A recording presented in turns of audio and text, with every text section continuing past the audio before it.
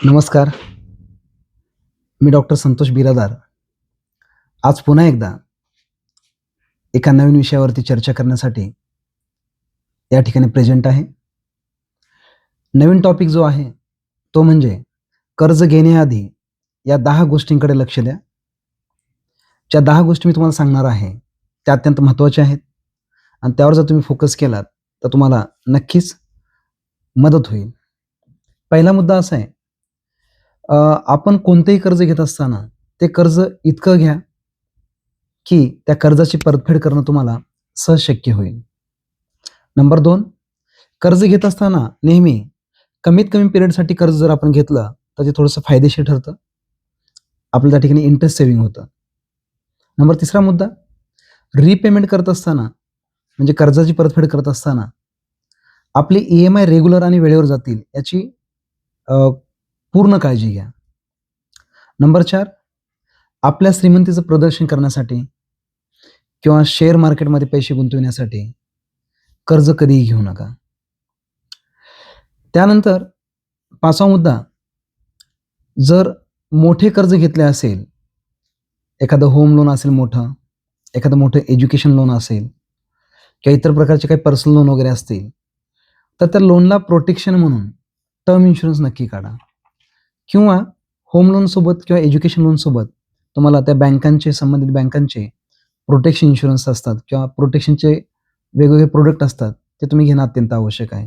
जर चुकून एखादी दुर्घटना घडली, तर ते आउटस्टँडिंग असलेलं जे लोन असतं, ती इन्शुरन्स कंपनी पे करत असते.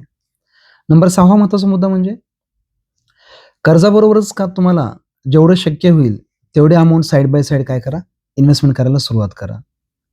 7वा मुद्दा, तुमचं लोनचं जेव्हा ॲग्रीमेंट असेल, मग ते होम लोन असेल, एज्युकेशन लोन असेल, बिझनेस लोन असेल किंवा पर्सनल लोन असेल, तर त्या लोनच्या डॉक्युमेंटवरती सह्या करण्याच्या अगोदर डॉक्युमेंट थोडीशी वाचून घ्या. डॉक्युमेंटनी तपासून घ्या.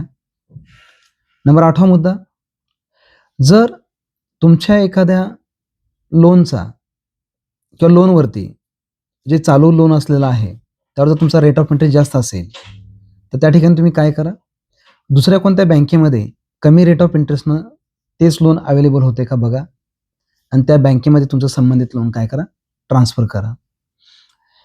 त्याच्यानंतर 9वा सगळ्यात महत्त्वाचा मुद्दा म्हणजे आपण जर बघितलं, तर 2005च्या नंतर जे काही गव्हर्नमेंट सर्व्हंट असतील, त्यांना पेन्शन तर गव्हर्नमेंटनं बंद केलेली आहे. त्याचबरोबर प्रायव्हेट सेक्टरमध्ये सुद्धा जी मिळणारी पेन्शन असते, ती खूप कमी असते. आणि याचा सर्व विचार करून आपण काय करतो, की सुरुवातीपासूनच रिटायरमेंटसाठी काही आपण प्लॅन म्हणा किंवा रिटायरमेंटसाठी आपण काय करतो, काही पैसे सेव्हिंग करून साईडला ठेवतो. तुम्ही रिटायरमेंटसाठी जो काही पैसा सेव्हिंग करून बाजूला ठेवलेला आहे, तो पैसा तुम्ही तुमच्या मुलांच्या एज्युकेशनसाठी कधीही खर्च करू नका. हे खूप महत्त्वाचं आहे. आणि 10वा म्हणजे आणि सर्वात महत्त्वाचं म्हणजे तुम्ही जे कोणतं लोन घ्याल, होम लोन घ्या, एज्युकेशन लोन घ्या, जर बिझनेस असेल बिझनेस लोन घ्या, इमर्जन्सी काही काम पडलं असेल, तर तुम्ही पर्सनल लोन घेतला असेल किंवा गोल्ड लोन घेतला असेल, हे लोन घेत असताना तुमच्या घरच्या जे मोठे व्यक्ती म्हणा किंवा घरचे जे मेंबर्स असतील, यांच्याशी डिस्कशन करा. तुमची पत्नी असेल, मोठी जर मुलं असतील, यांच्याशी चर्चा करणं अत्यंत आवश्यक आहे. कारण का? आपण घेतलेल्या लोनची त्यांना कल्पना असते आणि पुढे भविष्यामध्ये काही प्रॉब्लेम जर क्रिएट झाले, तर यांनाही माहिती असतं, की तुम्ही म्हणा, लोन घेतलेलं त्याचं रिपेमेंट करणं आपल्याला अत्यंत आवश्यक आहे. या 10 गोष्टी अत्यंत महत्त्वाच्या आहेत. जर या 10 गोष्टींचं तुम्ही काटेकोरपणे पालन केलात, तर तुम्हाला लोनचं रिपेमेंट करण्यासाठी म्हणा किंवा फ्युचरमध्ये काही प्लॅन करण्यासाठी म्हणा, तुम्हाला कसल्याही प्रकारची अडचण येणार नाही, असं मला या ठिकाणी वाटतं. आणि जर तुम्हाला काही त्यासंबंधी जर काही अडचणी असतील, काही समस्या असतील किंवा तुम्हाला असं वाटलं फायनान्शियल काही कन्सल्टेशनची आवश्यकता आहे, तर तुम्ही मला डायरेक्ट कॉन्टॅक्ट करू शकता.